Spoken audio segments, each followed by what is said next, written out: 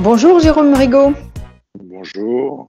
Merci de nous accueillir chez vous également. Donc, je rappelle que vous êtes ancien chef au Kremlin, donc enfin chef des cuisines des chefs d'État, c'est comme ça qu'on peut dire. Vous avez travaillé pendant quelques années là-bas, en Russie. Là, vous êtes revenu, vous faites un petit peu de cuisine directement chez les particuliers, mais surtout, vous avez ouvert un restaurant il y a quelques mois, juste au mois de novembre, une bistronomie, hein, c'est un petit peu tendance aujourd'hui, que vous avez appelé JR, pas mal, bistronomie. Pour le coup, effectivement, avec cette crise sanitaire mondiale, j'imagine que vous avez dû tout stopper, vous êtes dans une situation qui doit être peut-être un petit peu compliquée. Alors, comment vous vous situez par rapport à la réouverture prochaine, peut-être, de la restauration autour du 15 juin ? Mais écoutez, c'est très difficile, hein, comme pour tous les restaurateurs et hôteliers, étant donné qu'en plus, moi, j'avais que 3 mois d'ouverture, donc pas beaucoup de trésorerie. J'ai eu la chance que les banques trouvent mon affaire saine, donc j'ai eu le droit au crédit trésorerie, aux aides de l'État, etc. Donc voilà, maintenant, il faut prendre patience, essayer de trouver des parades. Je ne suis pas trop pour une ouverture précipitée, parce que dans le sens où moi j'ai 40 places assises, je dois travailler à 50%, donc ça veut dire 20 couverts. 20 couverts, c'est pour en faire entre 6 et 8 dans la journée, ça ne va pas couvrir tous mes frais. Donc je préfère essayer d'ouvrir quand on aura la possibilité de travailler presque régulièrement comme il y avait avant, quoi. Mais là, malheureusement, on n'a pas de date. Donc pour l'instant, on est en stand-by. À côté de ça, vous faites donc effectivement de la cuisine chez le particulier. Ça, c'est quelque chose, vous créez des événements et par rapport à ce confinement, justement, vous avez profité d'essayer de vous adapter avec des petits concepts assez rigolos. J'aimerais bien un petit mot là-dessus. Oui, parce que au départ, je fais pas mal d'événements, mais chez les privés, donc certains événements chez eux.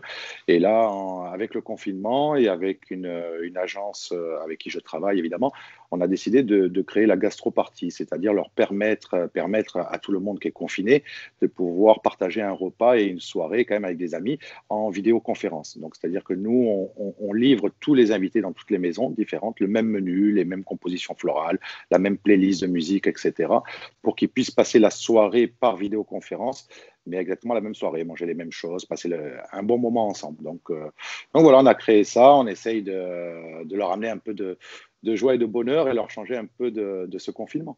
Ouais, c'est d'être rigolo parce qu'en fait, on va partager plusieurs écrans, mais on va manger exactement la même chose et vous aurez fait donc cette petite distribution de dîner pour tout le monde, mais qui sera exactement le même menu. Donc, ça apporte un petit plus. Donc, c'était un petit concept que vous avez appelé donc gastro-party, hein, on reste toujours dans le terme de la gastronomie. Voilà, gastro-party. Bon, ce qui nous a donné l'idée, c'est de voir tous ces gens qui qui se partageaient sur House Party ou Zoom, etc., qui faisaient des apéritifs virtuels. Donc, ils ont vraiment besoin de cet échange, de ce partage. Donc, on s'est dit, pourquoi pas le créer aussi avec des repas et que chacun ait la même chose et puisse passer leur soirée ou leur journée ensemble.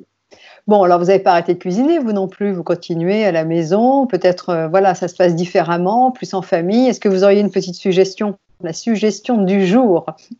Suggestion du jour. Donc, bon, il faut savoir qu'à la maison, c'est pas comme au restaurant, on n'a pas tout le matériel ni les produits, non, mais Mais nous non plus, hein, je vous rassure. Hein.